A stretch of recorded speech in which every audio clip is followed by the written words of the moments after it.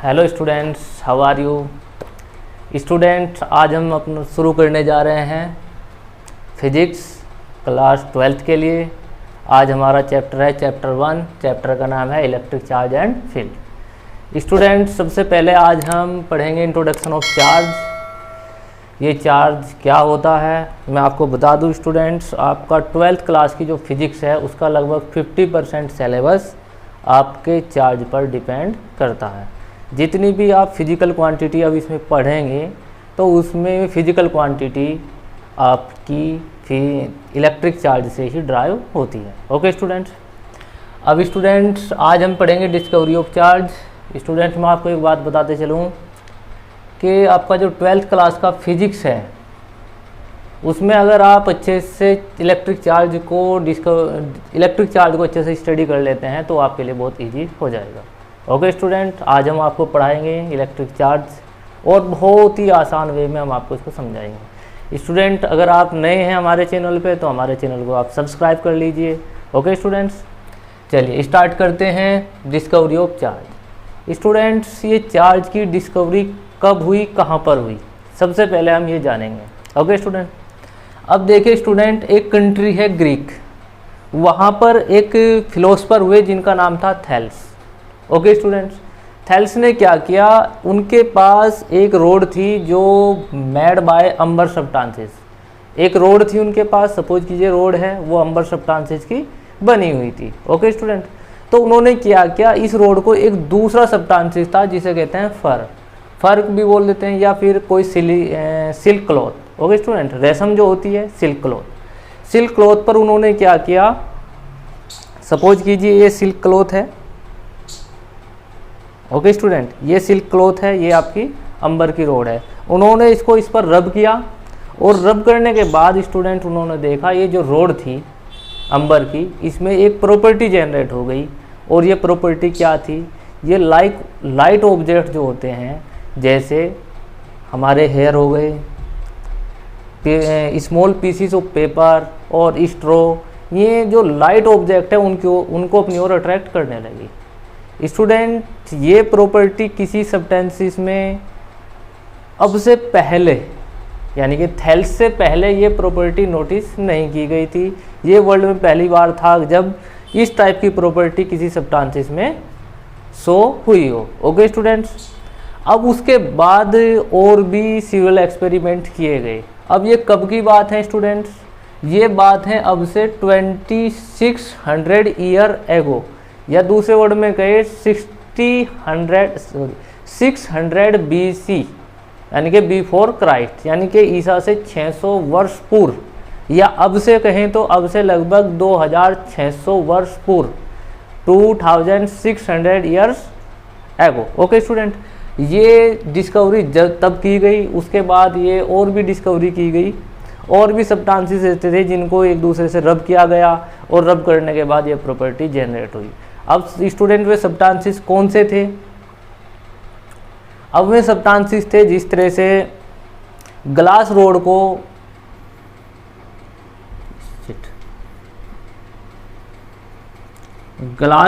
को रब किया गया किसके साथ, silk cloth. Okay student, glass rod को रब किया गया सिल्क क्लॉथ के साथ, तो ग्लास रोड में भी यही प्रॉपर्टी जनरेट हो गई। ग्लास रोड भी जो लाइट ऑब्जेक्ट होते हैं, जैसे छोटे छोटे कागज़ के टुकड़े, स्मॉल पीसीस ऑफ पेपर और स्ट्रॉ और हेयर लाइक, इनको अपनी ओर अट्रैक्ट करने लगी। ऐसे ही क्या हुआ स्टूडेंट, प्लास्टिक रोड को रब किया गया किसके, वूलन क्लॉथ पर, वूलन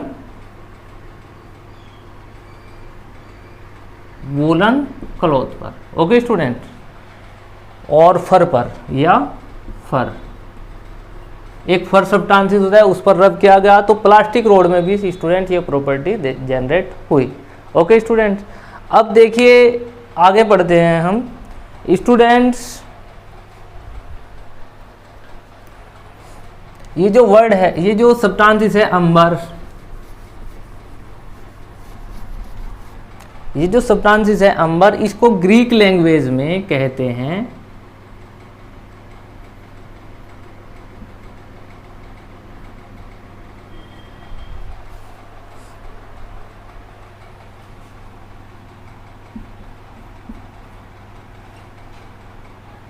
ग्रीक लैंग्वेज में इसे लिखा जाता है और इसको कहते हैं इलेक्ट्रॉन।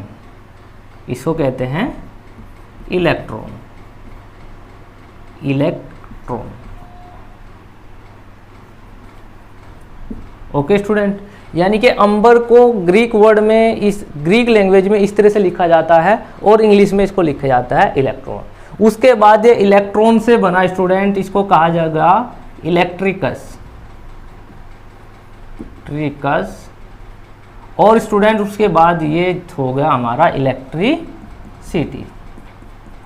तो जो वर्ड हम सुनते हैं इलेक्ट्रिसिटी, वो कहाँ से ड्राइव हुआ है? वो अंबर से। ये जो सब्सटेंस है एम्बर, जिसको ग्रीक लैंग्वेज में इलेक्ट्रो या इलेक्ट्रॉन या इलेक्ट्रिकस या बाद में ये इलेक्ट्रिसिटी कहलाता है। ओके स्टूडेंट्स, अब स्टूडेंट्स हम जानेंगे ये चार्ज होता क्या है। ओके स्टूडेंट, हमने डिस्कवरी ऑफ चार्ज तो पढ़ी। डिस्कवरी में हमने पढ़ा कि एक ग्रीक कंट्री है, वहाँ पर एक फिलोसफर हुए थेल्स। उन्होंने क्या किया, एक अंबर की रोड ली, उसको फर पर क्या किया, रब किया। रब करने के बाद उन्होंने देखा कि इस रोड में एक प्रॉपर्टी जनरेट हो गई, ये लाइट ऑब्जेक्ट को अपनी ओर अट्रैक्ट करने लगी। यानी कि ये रोड लाइट ऑब्जेक्ट क्या कर रही है, एक अट्रैक्शन फोर्स अप्लाई कर रही है। और ये अट्रैक्शन फोर्स क्यों अप्लाई कर रही है?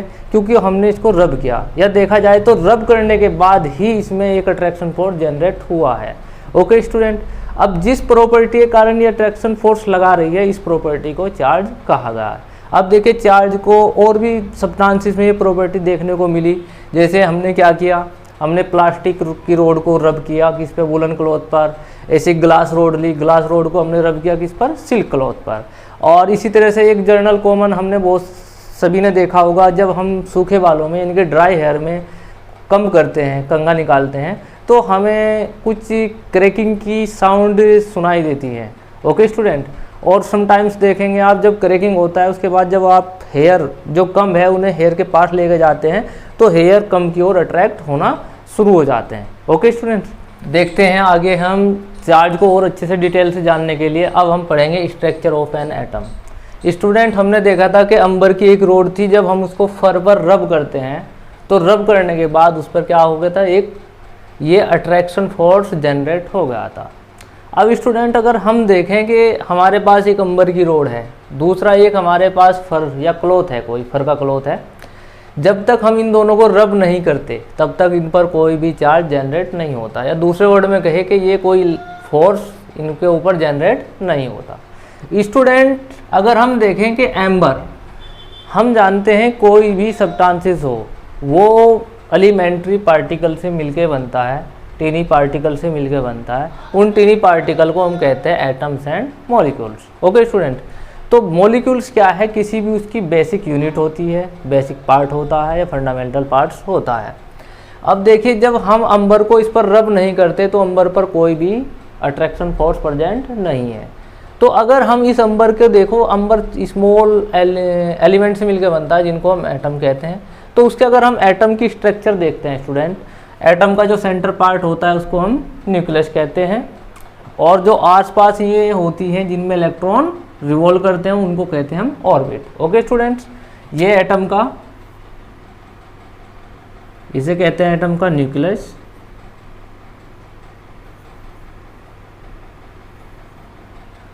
ओके स्टूडेंट, और ये होती है हमारी ऑर्बिट, इनको कहते हैं orbit. Okay students, orbits.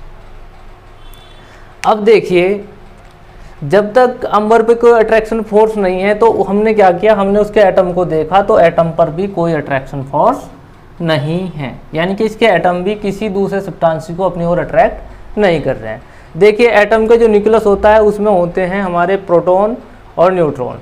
Neutron को शो किया है हमने डार्क उससे, और प्रोटॉन को किया है हमने ग्रीन उससे। ओके स्टूडेंट, और भी स्मॉल एलिमेंट होते हैं जिनको हम इलेक्ट्रॉन कहते हैं। इलेक्ट्रॉन क्या होता है, इलेक्ट्रॉन ऑर्बिट के आसपास इस तरह से एक स्पेसिफाई पाथ पर रिवॉल्व करते रहते हैं, इस स्पेसिफाई पाथ को हम कहते हैं orbit. Okay student, electrons can revolve only some specify path, यानी कि इलेक्ट्रॉन एक स्पेसिफाई पाथ पर ही क्या करता है, हमारा रिवॉल्व करता है। ओके स्टूडेंट, इसी तरह से ये हमारा इसके एटम्स हैं, इसके एटम्स की अगर हम बात करें तो एटम इसका भी सेम स्ट्रक्चर होती है। अभी ये एक दूसरे पर कोई फोर्स अट्रैक्ट नहीं कर रहे हैं। ओके स्टूडेंट, अब हमने देखा क्या है कि जब हम अंबर को फर पर रब कर देते हैं, रब करने के बाद जब हम इसको रब्ड करते हैं तो हमने देखा कि अंबर पर एक फोर्स जनरेट हो गया, अट्रैक्शन फोर्स। अंबर छोटे छोटे लाइट ऑब्जेक्ट को अपनी ओर अट्रैक्ट कर रहा है। जब इस पर अट्रैक्शन फोर्स जनरेट हुआ है तब अगर हम इसके एटम को देखें तो इसके एटम की भी वही प्रॉपर्टी है जो अंबर की थी, यानी कि अंबर के एटम को अगर हम इंडिविजुअली अलग से देखें तो अंबर का एटम भी क्या करता है, अट्रैक्शन फोर्स अप्लाई करता है। ओके स्टूडेंट, अब हमने जान लिया कि अंबर पर अगर अट्रैक्शन फोर्स है तो उसके एटम पर भी अट्रैक्शन फोर्स होगा। अब स्टूडेंट्स हमने देखा कि अंबर पर अट्रैक्शन फोर्स आया, किसके कारण आया, क्योंकि ड्यू टू एटम, एटम पे अट्रैक्शन फोर्स है। अंबर किससे मिलकर बना है, एटम से, तो एटम अंबर पर भी अट्रैक्शन फोर्स होगा। लेकिन अब स्टूडेंट हम ये जानेंगे कि ये जो एटम है इस पर जो अट्रैक्शन फोर्स आया है वो किसके कारण आया है, वो कहाँ से आया है, उसे जानने के लिए हम पढ़ेंगे structure of an atom. Students हमने देखा कि एटम्स जो बनता है, एटम का सेंटर पार्ट होता है, वहाँ कुछ हैवी से पार्टिकल होते हैं in the comparison of electron, जिनको हम कहते हैं न्यूट्रॉन और प्रोटॉन, और इनसे जो लाइट पार्टिकल होते हैं जिन्हें कहते हैं इलेक्ट्रॉन, वो एक स्पेसिफाइड पाथ में ही इस तरह से रिवॉल्व करते हैं। अब स्टूडेंट हम स्टडी करेंगे ये जो एलिमेंट्री पार्टिकल है जिनको हम न्यूट्रॉन, प्रोटॉन और इलेक्ट्रॉन कहते हैं। ओके स्टूडेंट्स, अब देखें इनकी स्टडी हम कैसे करते हैं। देखिए स्टूडेंट, हमने पढ़ा है स्ट्रक्चर ऑफ एन एटम, जानते हैं हम स्ट्रक्चर ऑफ एटम कैसे होती है। हमने पढ़ा है एटम का एक सेंटर पार्ट होता है जिसमें पार्टिकल होते हैं जिन्हें हम न्यूट्रॉन, प्रोटॉन कहते हैं। इनसे कुछ लाइट जो पार्टिकल होते हैं जिन्हें हम इलेक्ट्रॉन कहते हैं, वे इस ऑर्बिट में रिवॉल्व करते हैं। ओके स्टूडेंट्स, अब देखिए हम देखते हैं एक न्यूट्रॉन का मास कितना होता है। न्यूट्रॉन का मास होता है 1.674 इंटू 10⁻⁻27 kg। इसी तरह प्रोटॉन का जो मास होता है वो होता है 1.672 इंटू 10⁻⁻27 kg। इसी तरह mass of an electron is 9.1 into 10⁻31 kg। Okay students, ये इनके हमारे मास हैं। अब स्टूडेंट्स हमने 11th क्लास में एक न्यूटन्स लॉ पढ़ा था, Newton's law of gravitation. Newton's ने कहा था इस मीडियम में, इस यूनिवर्स में कोई भी दो बॉडी एक दूसरे पर हमेशा एक फोर्स एक्सर्ट करती हैं, और वो force due to their masses, वे अपने मासिस के कारण एक दूसरे पर एक अट्रैक्शन फोर्स लगाती हैं। जैसे ये एक एटम है, ये एक एटम है, अपने मास के कारण ये क्या कर रहे हैं, एक दूसरे पर अट्रैक्शन फोर्स अप्लाई कर रहे होंगे। इसी तरह दो ऑब्जेक्ट हैं, ये भी अट्रैक्शन फोर्स अप्लाई कर रहे होंगे।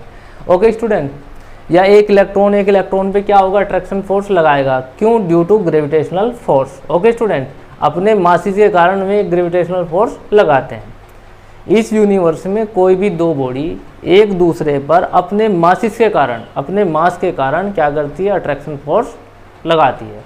ये किसका लॉ है, ये है न्यूटन लॉ ऑफ ग्रेविटेशन। ये लॉ न्यूटन ने दिया था। ओके स्टूडेंट, अब अगर हम देखते हैं इलेक्ट्रॉन का मास कितना है, 9.1 इंटू 10⁻31 kg। ओके स्टूडेंट, अब फॉर्मूला जो होता है ग्रेविटेशनल, न्यूटन ग्रेविटेशनल लॉ का ये होता है Fg का मतलब force of gravitation. Okay student, Gm1m2/r²। जी क्या है, यूनिवर्सल ग्रेविटेशनल कांस्टेंट होता है जिसकी वैल्यू होती है 6.67 into 10⁻11। Okay student, newton metre square पर किलोग्राम स्क्वायर। ओके, अब m1 का मीन्स है पहली बॉडी का मास, m2 का मीन्स है दूसरी बॉडी का मास, r है उन दोनों बॉडीज के बीच की डिस्टेंस। ओके स्टूडेंट, डिस्टेंस का स्क्वायर। अगर हम देखते हैं कि दो इलेक्ट्रॉन, एक इलेक्ट्रॉन और दूसरे इलेक्ट्रॉन को अगर हम 1 सेंटीमीटर की डिस्टेंस पर रख देते हैं तो उनके बीच ग्रेविटेशनल फोर्स कितना होगा। ओके स्टूडेंट, एक इलेक्ट्रॉन को दूसरे इलेक्ट्रॉन से 1 सेंटीमीटर की डिस्टेंस पर अगर हम रख देते हैं तो उनके बीच ग्रेविटेशनल फोर्स कितना होगा। ओके, इस फॉर्मूले से हम निकालेंगे Fg बराबर G, m1 पहले इलेक्ट्रॉन का मास, m2 सेकेंड इलेक्ट्रॉन का मास, r क्या है उनके बीच की डिस्टेंस। स्टूडेंट, डिस्टेंस है 1 सेंटीमीटर, सेंटीमीटर को हम मीटर में कन्वर्ट करेंगे तो 10⁻² हो जाएगा। अब वैल्यू पुट करेंगे, जी की वैल्यू होती है 6.67 इंटू 10⁻11, ME और ME स्क्वायर हो जाएगा 9.1 इंटू 10⁻31 का स्क्वायर। ओके स्टूडेंट, और इनके बीच की डिस्टेंस है कितनी 1 सेंटीमीटर, और 1 सेंटीमीटर को मीटर में कन्वर्ट की तो 10⁻2 मीटर होता है, और इसका स्क्वायर है तो हम स्क्वायर कर देंगे। स्टूडेंट इसे सोल्व करने के बाद हमारी वैल्यू आती है 5.5 इंटू 10⁻67 न्यूटन। यानी कि हम कह सकते हैं अगर एक इलेक्ट्रॉन को दूसरे इलेक्ट्रॉन से 1 सेंटीमीटर की डिस्टेंस पर हम रखते हैं तो उनके बीच का जो फोर्स है वो ग्रेविटेशनल जो फोर्स है वो 5.5 इंटू 10⁻67 होता है। ओके स्टूडेंट, लेकिन यहाँ पर जब हम एक इलेक्ट्रॉन को दूसरे इलेक्ट्रॉन के पास में रख रहे हैं तो यहाँ पर होता क्या है, अकॉर्डिंग टू ग्रेविटेशनल फोर्स इनके बीच अट्रैक्शन फोर्स होना चाहिए, लेकिन जैसे ही हम एक इलेक्ट्रॉन को दूसरे इलेक्ट्रॉन के पास में रखते हैं तो ये क्या करते हैं, एक दूसरे को रिपल करते हैं। स्टूडेंट्स, करना चाहिए था attraction according to gravitational law, लेकिन यहाँ पर हो रहा है रिपल्सन। इनके बीच एक रिपल्सिव फोर्स लग रहा है, उस फोर्स को कहते हैं हम इलेक्ट्रिक फोर्स। ध्यान से सुनिए स्टूडेंट, सबसे पहले इलेक्ट्रिक फोर्स का कॉन्सेप्ट यहाँ से ही शुरू होता है। एक इलेक्ट्रॉन को दूसरे इलेक्ट्रॉन से जब हम 1 सेंटीमीटर की डिस्टेंस पर रखते हैं तो उनके बीच एक फोर्स लगता है और वो फोर्स रिपल्सन होता है। उस फोर्स को हम कहते हैं इलेक्ट्रिक फोर्स। क्योंकि ये फोर्स बिल्कुल नया फोर्स है, उससे पहले हमें ग्रेविटेशनल फोर्स का पता था। ग्रेविटेशनल फोर्स मासिस के कारण लगता है, लेकिन ये इनके बीच यहाँ पर मासिस के कारण एक फोर्स नहीं है, यहाँ एक अलग ही फोर्स है जो बिल्कुल न्यूली है। उस फोर्स को कहते हैं फोर्स ऑफ इलेक्ट्रॉन या इलेक्ट्रिक फोर्स, क्योंकि 2 इलेक्ट्रॉन के बीच लगा हुआ है तो इलेक्ट्रिक फोर्स। और इसकी वैल्यू होती है 2.4 इंटू 10⁻24 न्यूटन, जो ग्रेविटेशनल फोर्स से बहुत हाई है मैग्नीट्यूड में। ओके स्टूडेंट, ये दो तरह से है, एक तो ग्रेविटेशनल फोर्स से मैग्नीट्यूड में हाई है, दूसरा ग्रेविटेशनल फोर्स अट्रैक्टिव होता है, ये रिपल्सिव है। ये फर्स्ट टाइम ऐसा देखा गया कि रिपल्सिव फोर्स यहाँ पर लग रहा है। अब स्टूडेंट कोई ना कोई तो ऐसी प्रॉपर्टी होगी जो यहाँ पर इस फोर्स को जनरेट कर रही है। जिस तरह से इनके मासिस के कारण ग्रेविटेशनल फोर्स अप्लाई होता है, इसी तरह से कोई प्रॉपर्टी यहाँ पर है जिसके कारण ये इलेक्ट्रिक फोर्स लगा हुआ है। ओके स्टूडेंट, अब इससे आगे हम और देखते हैं, स्टडी करते हैं। तो हमने क्या किया, एक प्रोटॉन को दूसरे प्रोटॉन से 1 सेंटीमीटर की डिस्टेंस पर जब हम रखते हैं तो स्टूडेंट वहाँ पर भी ग्रेविटेशनल फोर्स नहीं है, यहाँ पर भी कौन सा है, इलेक्ट्रिक फोर्स है। और सेम जितना एक इलेक्ट्रॉन दूसरे इलेक्ट्रॉन के बीच रिपल्सिव फोर्स था, इतना ही एक प्रोटॉन दूसरे प्रोटॉन के बीच रिपल्सिव फोर्स लगा रहा है। वो फोर्स कितना है, 2.4 इंटू 10⁻24। इससे स्टूडेंट ये साबित होता है कि जितना फोर्स इलेक्ट्रॉन के बीच था इतना ही प्रोटॉन के बीच। यानी कि हम कह सकते हैं जो भी प्रॉपर्टी इलेक्ट्रॉन को ये फोर्स प्रदान कर रही है, वही प्रॉपर्टी प्रोटॉन को भी फोर्स प्रदान कर रही है। ओके स्टूडेंट्स, नेक्स्ट हम देखते हैं थर्ड पार्टिकल होता है हमारा न्यूट्रॉन और न्यूट्रॉन। जब हमने एक न्यूट्रॉन को दूसरे न्यूट्रॉन के पास रखा 1 सेंटीमीटर की डिस्टेंस पे, तो वहाँ पर स्टूडेंट हमें कोई रिपल्सिव फोर्स नहीं मिला, हमें मिलता है सिर्फ एक कौन सा, अट्रैक्शन फोर्स। और वो अट्रैक्शन फोर्स होता है 1.60 इंटू 10⁻10 न्यूटन, जो हमारा ग्रेविटेशनल फोर्स के इक्वल होता है। अगर ग्रेविटेशनल फोर्स का जो फॉर्मूला होता है हम उसमें ये वैल्यू पुट करते हैं, न्यूट्रॉन के मास रखते हैं, तो यही वैल्यू हमारी आती है, इतना ही फोर्स हमारा आता है 1.60 इंटू 10⁻60 न्यूटन। यानी कि हमें जो फोर्स मिला है न्यूट्रॉन के बीच वो ग्रेविटेशनल फोर्स है। यहाँ पर ये जो ऊपर वाला जो प्रोटॉन और इलेक्ट्रॉन के बीच जो फोर्स था वो फोर्स न्यूट्रॉन और न्यूट्रॉन के बीच नहीं है। इसलिए हम कह सकते हैं जो प्रॉपर्टी प्रोटॉन और इलेक्ट्रॉन पर है वो प्रॉपर्टी न्यूट्रॉन पर नहीं है। ओके स्टूडेंट, अब स्टूडेंट जिस प्रॉपर्टी के कारण ये इलेक्ट्रिक फोर्स जनरेट होता है, इस प्रॉपर्टी को नाम दिया गया है चार्ज। इस प्रॉपर्टी को कहते हैं चार्ज। यानी कि चार्ज के कारण ही कोई बॉडी या कोई सब्सटेंसेस इस फोर्स को, इलेक्ट्रिक फोर्स को अप्लाई कर पाता है। अब ये हमने देखा है कि चार्ज सबसे पहले फोर्स ये अप्लाई किस में किया था, अंबर सब्सटेंसेस ने। अंबर सब्सटेंसेस किससे मिलके बना था, एटम से। इसका मीन्स जो इस पर चार्ज था वही एटम पर चार्ज है। स्टूडेंट हम देखते हैं कि एटम पर चार्ज कहाँ से आया है। एटम पर चार्ज आता है उसके अपने जो और भी स्मॉल एलिमेंट है, इलेक्ट्रॉन और प्रोटॉन से। ठीक है, हमने देखा इलेक्ट्रॉन और प्रोटॉन पर ये चार्ज है। जो प्रॉपर्टी शो अंबर कर रहा था वही प्रॉपर्टी को हमने देखा एटम अंबर, उसका अंबर के जो एटम है वही शो कर रहे हैं।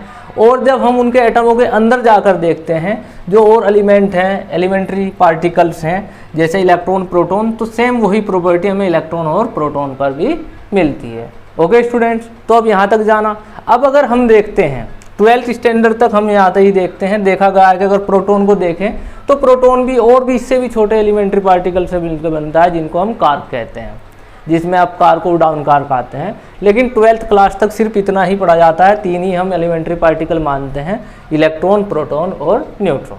तो ये प्रॉपर्टी जो हमें इलेक्ट्रॉन और प्रोटॉन पर देखने को मिली है लेकिन न्यूट्रॉन पर नहीं मिली है। ओके स्टूडेंट, अब आगे देखेंगे ये चार्ज कितने टाइप का होता है और किस किस तरह से ये टाइप हम इसके बनाते हैं। ओके स्टूडेंट्स, अब तक हमने जाना है कि चार्ज होता क्या है। हमने पढ़ा है चार्ज एक ऐसी प्रॉपर्टी है जिससे कारण एक सब्सटेंस दूसरे सब्सटेंस पर इलेक्ट्रिक फोर्स अप्लाई करता है, या हम कहें कि एक इलेक्ट्रॉन दूसरे इलेक्ट्रॉन पर इलेक्ट्रिक फोर्स अप्लाई करता है, उस प्रॉपर्टी को हम चार्ज कहते हैं। ये बेसिक प्रॉपर्टी है। बेसिक प्रॉपर्टी क्यों है? क्योंकि स्टूडेंट अब तक ये डिस्कवर नहीं हो पाया है कि इलेक्ट्रॉन के पास ये चार्ज आया कहाँ से है। अब तक इस बात की कोई कह सकते हैं कि ये कहना बहुत ही डिफ़िकल्ट है, इलेक्ट्रॉन के पास ये चार्ज कहाँ से आता है। इट इज़ इम्पॉसिबल, अब तक इसकी डिस्कवरी नहीं हो पाई है। हम ये बता सकते हैं कि किसी एटम पर चार्ज क्यों आता है, इलेक्ट्रॉन के कारण आता है। किसी सब्सटेंस पर चार्ज क्यों आता है, एटम के कारण आता है। बट इलेक्ट्रॉन पर चार्ज कहाँ से आया है, इसकी अब तक कोई सॉलिड डेफिनेशन या सॉलिड डिस्कवरी नहीं हो पाई। ओके स्टूडेंट, अब हम पढ़ेंगे टाइप्स ऑफ चार्ज। ठीक है, अब देखिए हमने पढ़ा है एक इलेक्ट्रॉन दूसरे इलेक्ट्रॉन को अगर हम 1 सेंटीमीटर की डिस्टेंस पर इनको रख देते हैं, r = 1 सेंटीमीटर, देन ये क्या करता है, एक फोर्स लगाता है। कौन सा? Repulsive force. कौन सा? रिपल्सिव फोर्स, यानी कि इलेक्ट्रिक फोर्स ये अप्लाई होता है यहाँ पर। इसी तरह एक प्रोटॉन दूसरे प्रोटॉन पर कौन सा फोर्स लगाता है, अगर 1 सेंटीमीटर की डिस्टेंस पर हम रखते हैं तो भी रिपल्सिव फोर्स लगता है, यानी कि इलेक्ट्रिक फोर्स है यहाँ पर और नेचर कैसा है, रिपल्सिव। हम इसे कह सकते हैं रिपल्सिव।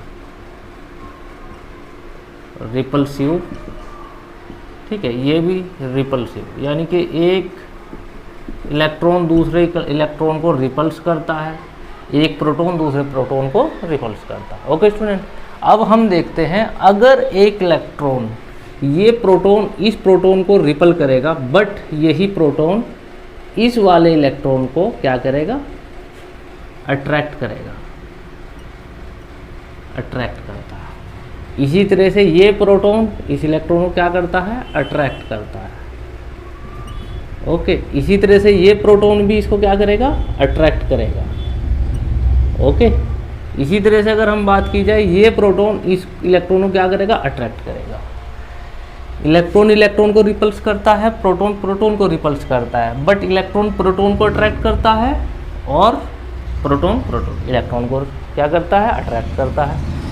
देखिए हमने जाना है एक इलेक्ट्रॉन के बीच जो फोर्स होता है वो 2 रिपल्सिव होता है और मैग्नीट्यूड में 2.4 × 10⁻24 न्यूटन होता है। सेम इतना ही फोर्स प्रोटॉन और प्रोटॉन के बीच होता है। इसका मीन्स जो जितना चार्ज इलेक्ट्रॉन पर है उतना ही चार्ज प्रोटॉन पर है। लेकिन यहाँ डिफरेंस क्या है, इलेक्ट्रॉन इलेक्ट्रॉन को रिपल्स कर रहा है, प्रोटॉन प्रोटॉन को रिपल्स कर रहा है, बट एक प्रोटॉन एक इलेक्ट्रॉन को क्या कर रहा है, अट्रैक्ट कर रहा है। ओके स्टूडेंट, अब देखते हैं अगर हम एक इलेक्ट्रॉन और एक प्रोटॉन को 1 सेंटीमीटर की डिस्टेंस पर ही रख देते हैं तो क्या होता है, ये फोर्स अट्रैक्टिव होता है इन दोनों के बीच। इलेक्ट्रिकल फोर्स है, अट्रैक्टिव है और कितना है, 2.4 × 10⁻24 न्यूटन ही है। यानी जितना फोर्स इलेक्ट्रॉन इलेक्ट्रॉन के बीच होता है, जितना फोर्स प्रोटॉन प्रोटॉन के बीच है, उतना ही फोर्स इलेक्ट्रॉन और प्रोटॉन के बीच है। इससे हमें पता चलता है जितना चार्ज इलेक्ट्रॉन पर ही है उतना ही प्रोटॉन पर होता है। ओके, बट इसमें डिफरेंस ये है कि इलेक्ट्रॉन और प्रोटॉन के बीच अट्रैक्टिव फोर्स है। ये जो फोर्स लग रहा है इलेक्ट्रिकल फोर्स, इसका नेचर अट्रैक्टिव है, ये एक दूसरे को अट्रैक्ट कर रहे हैं। ओके स्टूडेंट, अगर हम इस इलेक्ट्रॉन और इस प्रोटॉन को एक पैक कर दें, एक जगह पैक कर दें एक बॉक्स में, सपोज कीजिए हमने एक बॉक्स लिया और उसमें एक इलेक्ट्रॉन और एक प्रोटॉन को क्या कर दिया, हमने पैक कर दिया। अब पैक होने के बाद स्टूडेंट्स, अब ये किसी दूसरे प्रोटॉन पर, वैसे ये प्रोटॉन इस पर क्या कर रहा है, रिपल्सिव फोर्स लगा रहा है, ये इलेक्ट्रॉन इस प्रोटॉन पर अट्रैक्टिव फोर्स लगा रहा है। लेकिन जब दोनों को एक जगह पैक कर दिया जाता है तो ये जो इलेक्ट्रिकल फोर्स होता है वो इलेक्ट्रिकल फोर्स अब अप्लाई नहीं करते, यानी कि अब इनके बीच जो फोर्स है वो नहीं लग रहा होगा। इलेक्ट्रॉन इस इलेक्ट्रॉन पर जो पहले रिपल्सिव फोर्स लगा रहा था वो नहीं लग रहा है। इसका मीन्स ये है कि ये अब ये कोई इलेक्ट्रिकल फोर्स, यानी कि इनके बीच जो इलेक्ट्रिकल फोर्स है वो नहीं लग रहा है। यहाँ सिर्फ ये जो अब दोनों ये कंबाइन होने के बाद जो फोर्स लगा रहे हैं ग्रेविटेशनल फोर्स लगाते हैं। सेम ये इस तरह का इंसिडेंट है जैसे एक पॉजिटिव नंबर को जब हम दूसरे नेगेटिव नंबर से सम करते हैं तो उसका रिजल्ट क्या आता है, 0 आता है। जैसे हमने लिया +2 और -2, अगर हम इनको ऐड कर देते हैं तो +2 और -2 कितना आता है, 0। कितना आता है स्टूडेंट, 0। इट मीन्स जिस तरह एक पॉजिटिव नंबर और नेगेटिव नंबर मिलकर 0 बन जाते हैं, ऐसे ही एक इलेक्ट्रॉन और प्रोटॉन को जब एक साथ कंबाइन कर दिया जाता है तो उन पर चार्ज क्या हो जाता है, नेगलेक्ट, या उन पर चार्ज गायब हो जाता है। देखिए चार्ज कभी भी 0 नहीं होता, चार्ज क्या हो जाता है, न्यूट्रल हो जाता है। इस तरह से हम कहते हैं ये न्यूट्रल हो गए हमारे, इन पर चार्ज क्या हो गया, हमारा न्यूट्रल हो गया है। एक इलेक्ट्रॉन एक प्रोटॉन को जब एक साथ हम कंबाइन करके बॉक्स में रख देते हैं तो इनका चार्ज न्यूट्रल हो जाता है। ओके स्टूडेंट, तो इस तरह से कहते हैं, जिस तरह से एक पॉजिटिव नंबर और नेगेटिव नंबर को हम प्लस सम करते हैं तो क्या होता है, 0 बन जाता है। इसी तरह से एक इलेक्ट्रॉन एक प्रोटॉन को हम एक साथ में इकट्ठा कर देते हैं तो इनका चार्ज डिसेक्टर हो जाता है। जिस तरह से यहाँ 0 हुआ इसी तरह यहाँ पर चार्ज 0 हो गया, समझ लीजिए। ओके स्टूडेंट, फिलहाल समझ लीजिए कि चार्ज 0 हो गया। इस तरह से हम क्या करते हैं, इनमें से एक के प्रोटॉन के चार्ज को पॉजिटिव मान लेते हैं और इलेक्ट्रॉन के चार्ज को नेगेटिव मान लेते हैं। ओके स्टूडेंट, तो अब आगे हम और जानेंगे जो चार्ज होता है, चार्ज की यूनिट, चार्ज को जो डिनोट किया जाता है, चार्ज को जो डिनोट किया जाता है और लेटर ई से डिनोट किया जाता है। इलेक्ट्रॉन का जो चार्ज होता है, इलेक्ट्रॉन का चार्ज अभी हमने जाना है कि कौन सा होता है, -e से डिनोट किया जाता है, और प्रोटॉन पर जो चार्ज होता है वो पॉजिटिव ई से किया जाता है। यानी कि जितना चार्ज इलेक्ट्रॉन पर होता है उतना ही प्रोटॉन पर होता है, लेकिन प्रोटॉन का चार्ज इलेक्ट्रॉन के चार्ज से की डायरेक्शन से अलग होता है, यानी कि उससे डिफरेंट होता है। मैग्नीट्यूड में इक्वल होता है बट प्रॉपर्टी उससे थोड़ी डिफरेंट होती है। ओके स्टूडेंट्स, अब हम यहाँ तक ही जानेंगे। अब हमने जाना है चार्ज होता क्या है, कहाँ से इसकी डिस्कवरी हुई है और कैसे कैसे हम चार्ज को पॉजिटिव और नेगेटिव कह सकते हैं। ओके स्टूडेंट्स, एक दूसरा जो मेथड है इसका हम चार्ज के टाइप जानने का, वो है हम क्या करते हैं, 2 रोड लेते हैं ग्लास की, उन दोनों को रब करते हैं सिल्क क्लॉथ के साथ, तो देखते हैं दोनों रोड एक दूसरे को रिपल करती हैं। फिर हम क्या करते हैं, 2 रोड लेते हैं हम प्लास्टिक की, और दोनों को हम जब वूलन क्लॉथ पर रब करते हैं तो वो दोनों रोड भी एक दूसरे को रिपल करती हैं। इसका मीन्स हम जानते हैं कि जो ग्लास की रोड है उन पर एक जैसा चार्ज है, प्लास्टिक की रोड पर एक जैसा चार्ज है। लेकिन अगर हम एक प्लास्टिक की रोड और एक ग्लास की रोड को दोनों को एक दूसरे के पास लाते हैं तो वो एक दूसरे पे अट्रैक्टिव फोर्स लगाती है, यानी कि अट्रैक्ट करती है। इस मीन्स ये होता है कि प्लास्टिक की रोड पर और सिल्क की रोड ग्लास की रोड पर अपोजिट चार्ज है, वे तभी एक दूसरे को अट्रैक्ट करते हैं। ओके स्टूडेंट, दूसरा जो हमारा मेथड है ये टाइप ऑफ चार्ज का, वो है हमारा इलेक्ट्रॉन इलेक्ट्रॉन और proton proton method. Okay students, okay. अगर स्टूडेंट्स जो हमने ये आज आपको चार्ज पढ़ा है, चार्ज समझ में आता है, हमारी वीडियो जो है कैसी लगी है आपको, तो आप हमें कमेंट्स करके ज़रूर बताइए, और अच्छी लगी है तो आप लाइक कीजिए और शेयर कीजिए, और अगर आप नए हैं चैनल पे तो इसको हमारे चैनल को सब्सक्राइब कीजिए। Okay student, thank you.